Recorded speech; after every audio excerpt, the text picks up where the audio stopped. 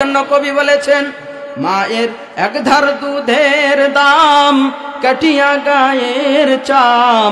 ঠিক কিনা বলেন? মায়ের এক ধার দুধের দাম, মায়ের এক ধার দুধের দাম কাটিয়া গায়ের চাম। পাপুষ বানাইলে ঋণের শোধ হবে না, এমন দরদি ভাবে কেউ হবে না আমার মা গো। ঠিক কিনা বলেন? আরো জোরে বলেন ঠিক কিনা?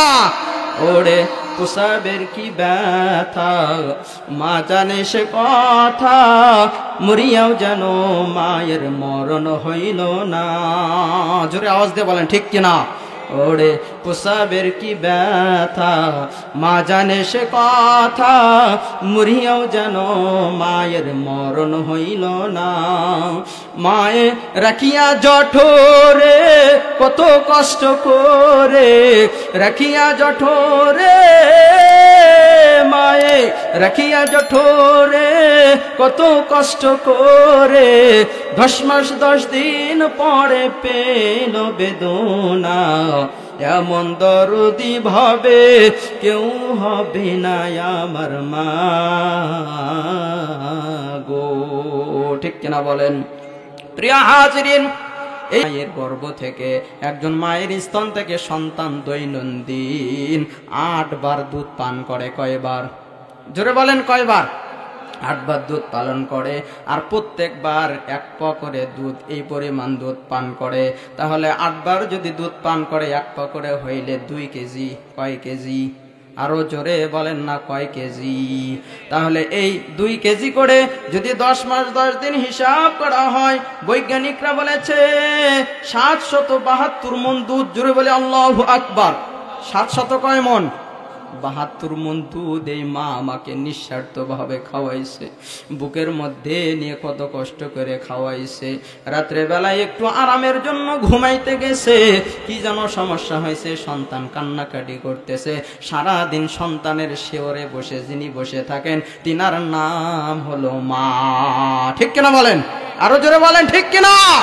তাহলে এতগুলো পরিমাণ দুধ খাওয়াইছে, এই চিরকুটের টাকা 150 টাকা, এটা মায়ের দেওয়া কি কোনো কঠিন কাজ ছিল? কোনো কঠিন কাজ ছিল না। কিন্তু মা যে প্রশ্নগুলো করেছে, সন্তান কি এর অ্যান্সার কোশ্চিন কালেও দিতে পারবে? জোরে বলেন দিতে পারবে? এরপরে বলতেছে, ওরে সন্তান, তোকে যখন ডেলিভারি করানো হয় বগুড়ার মেডিকেল হাসপাতালে, জিয়াউর রহমান মেডিকেল হাসপাতালে আমার 1 বালতি রক্তক্ষরণ হয়েছে। ও সন্তান, তুমি কি 1 বালতি রক্তের মূল্য দিতে পারবা? না, না, কোশ্চিন কালেও দিতে পারবা না। সুতরাং বুঝে নাও, তোমাকে 150 টাকা দাও আমার কোনো ব্যাপার না, কিন্তু আমি তোমার জন্য যা করেছি, তুমি সারা জীবন যদি জুতার মালা গলায় পরে ঘর, এরপর ঋণের কি শোধ করা যাবে? আরো জোরে বলেন, শোধ করা যাবে না।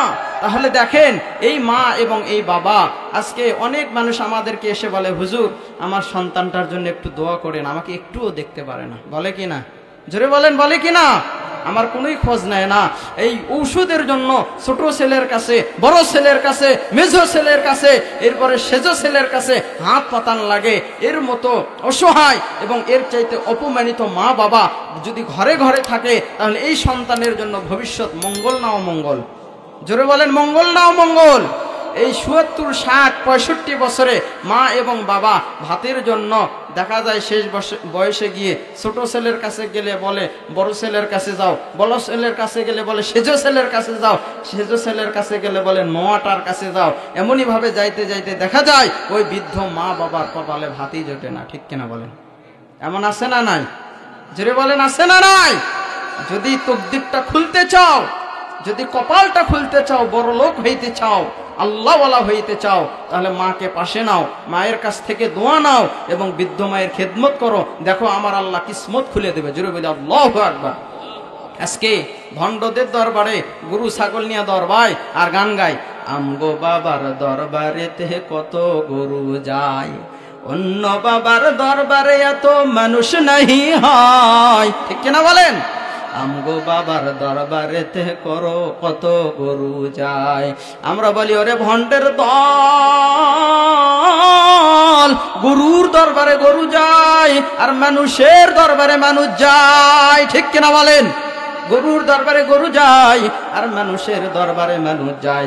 গরু বেশি যাওয়া এটা কিন্তু নেককারের আলামত না। মানুষ যেখানে বেশি যাবে মানুষের আনাগোনা হবে, আল্লাহর জিকির হবে, আল্লাহর কথা হবে, ওই ময়দানটাকে আমার আল্লাহ জান্নাতের বাগান বানায়া দেবে। জোরে বলি সুবহানাল্লাহ। এই